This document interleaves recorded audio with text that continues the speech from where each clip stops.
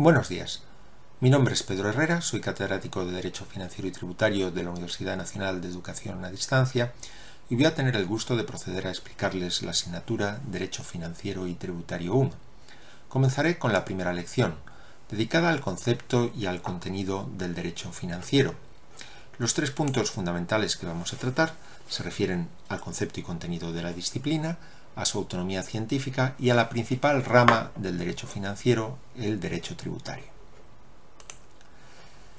Nos encontramos inmersos en la actividad económica que desarrollan los entes públicos, ingresos y gastos, y esta tiene múltiples perspectivas. Desde luego, está constituida por decisiones políticas que toman nuestras autoridades, pero además esas decisiones van a tener unas repercusiones económicas. Pensemos en el modo en que está gestionando el Estado y las autonomías la crisis financiera, y desde luego tiene unas repercusiones sociológicas sobre los ciudadanos.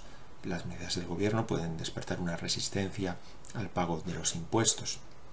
De todos modos, el aspecto en el que nos vamos a centrar es el jurídico, es decir, las normas que regulan esos ingresos y gastos públicos, las actuaciones que desarrollan los ciudadanos para pagar sus tributos, los procedimientos que desarrolla la administración, las resoluciones de los tribunales, y todo ello con un método jurídico. Ese método no consiste tan solo en el empleo de una terminología basada en las normas y desarrollada por la doctrina científica, sino fundamentalmente en una perspectiva de justicia positivizada y respaldada por los preceptos constitucionales. Hemos de preguntarnos si las diversas normas que integran los ingresos, que regulan los ingresos y los gastos públicos, son justas o injustas, y podemos preguntarnos en qué sentido deberían reformarse.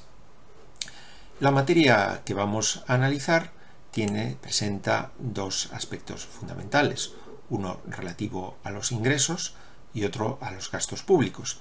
Y dentro de cada uno de ellos podemos destacar un aspecto estático y otro dinámico.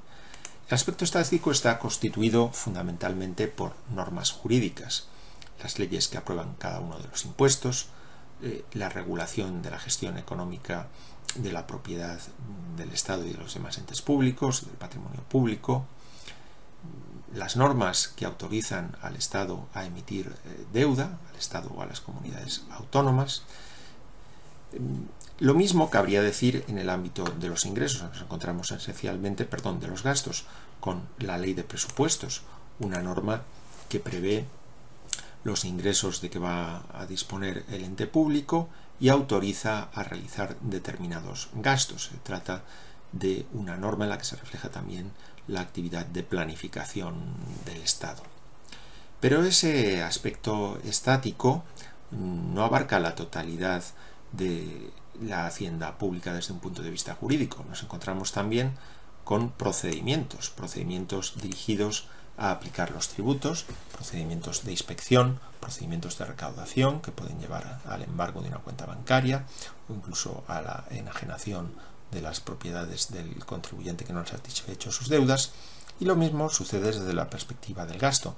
Nos encontramos con normas que aplican los procedimientos de gasto público y con procedimientos que aplican el gasto público y con procedimientos de control, como los que lleva a cabo la Intervención General de la Administración del Estado o el control desarrollado por el Tribunal de Cuentas. Veamos ahora si ese derecho financiero tiene auténtica autonomía. Autonomía frente a otras disciplinas que legítimamente analizan la actividad financiera del Estado, como la ciencia política, la economía, la sociología, cada una con su método. Desde este punto de vista no hay duda que es legítimo un análisis estrictamente jurídico de los ingresos y los gastos del Estado. Eso no quiere decir que el jurista desprecie las repercusiones económicas, sociológicas, políticas. Hemos de tenerlas en cuenta, pero nuestro método es distinto. Sin embargo, una pregunta más delicada es la siguiente.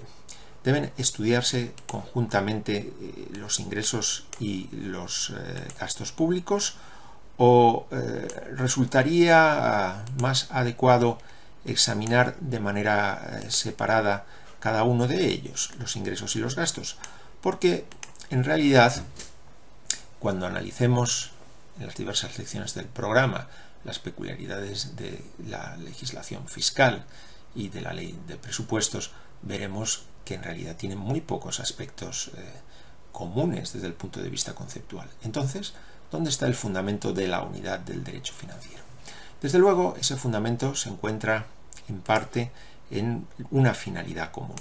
Se trata de obtener recursos que permitan atender la satisfacción del interés general a través del gasto que desarrollan los entes públicos. Los ingresos están al servicio de los gastos y los gastos están al servicio de las diversas políticas que deben servir al interés general. Esta finalidad común, sin embargo, no tiene después grandes repercusiones técnicas en el análisis de la disciplina. Esas repercusiones las encontramos más bien en los principios constitucionales. Existen principios que van a afectar tanto al ingreso como al gasto público. En el manual recomendado se destaca especialmente el llamado principio de justicia financiera.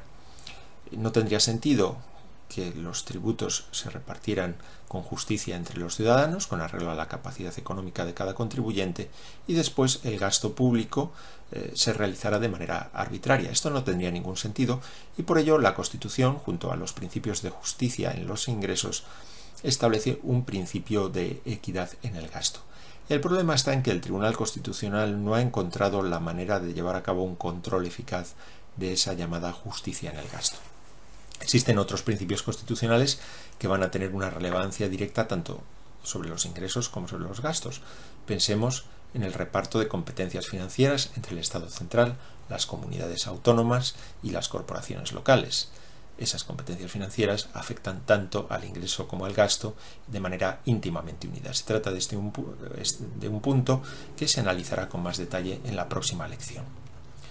Y además, desde hace un poco más de un año, nos encontramos con un principio de limitación del déficit público que se encuentra en el artículo 135 de la Constitución y que afecta también tanto a los ingresos como a los gastos. El artículo 135, introducido por la reforma de 27 de septiembre del pasado año y desarrollado en la Ley Orgánica 2/2012 de Estabilidad Presupuestaria y Sostenibilidad Financiera, tiene un contenido que podemos sintetizar en dos aspectos. Por una parte, se establece un principio de prioridad absoluta del pago de la deuda.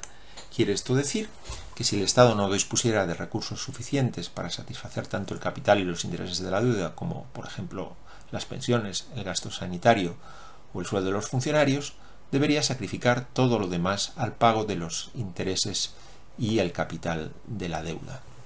Se trata, como pueden imaginar, de un principio que tiene una inmensa relevancia y esa reforma constitucional quizá no fue objeto de un debate político lo suficientemente claro por parte de las autoridades y que se trasladara a los ciudadanos.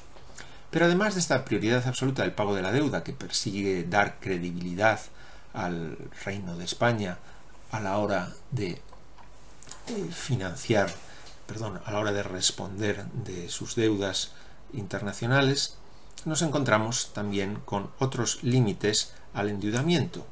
Un límite que se refleja en el principio de estabilidad presupuestaria es la prohibición del déficit estructural. La prohibición del déficit supone que los ingresos, exceptuando la deuda pública, no pueden superar los gastos. Sin embargo, al limitarse esta prohibición al déficit estructural, quiere decir que no se van a tener en cuenta aquellas medidas excepcionales y temporales, sino solo aquellos gastos que tengan un carácter permanente. Esa limitación del déficit estructural se sitúa en el 0,40 del Producto Interior Bruto a partir del año 2020. Pero además de este límite nos encontramos con otro, con el principio de sostenibilidad financiera entendida como limitación del volumen máximo de deuda pública que se emite en proporción al Producto Interior Bruto. No importa que el Estado disponga de muchos impuestos, de muchos recursos, en todo caso a partir del año 2020 la deuda pública no podrá exceder del 60% del PIB. ¿Qué sucede cuando determinadas autoridades, por ejemplo, una comunidad autónoma no alcanza estos objetivos. En ese caso deberá aprobarse un plan de reequilibrio y el Estado aportará fondos a cambio de ciertas medidas de política económica adoptadas por esa comunidad. Si la comunidad no cumple, al menos en el papel pueden adoptarse ciertas medidas coercitivas. La comunidad autónoma deberá realizar un depósito, deberá limitar la autorización de gastos y, en último término, el Senado adoptará las medidas oportunas y las autoridades de la comunidad autónoma quedarán vinculados, por lo menos en teoría, a los mandatos de la administración central.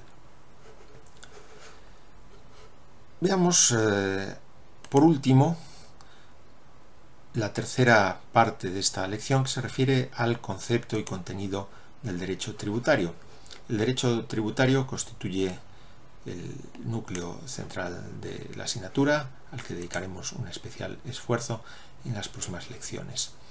En el derecho financiero y tributario 1 analizaremos lo que se llama la parte general, es decir, normas y procedimientos comunes a todos los impuestos y, en cierta medida, a todos los tributos. La Ley General Tributaria y sus reglamentos de desarrollo constituyen las normas de referencia.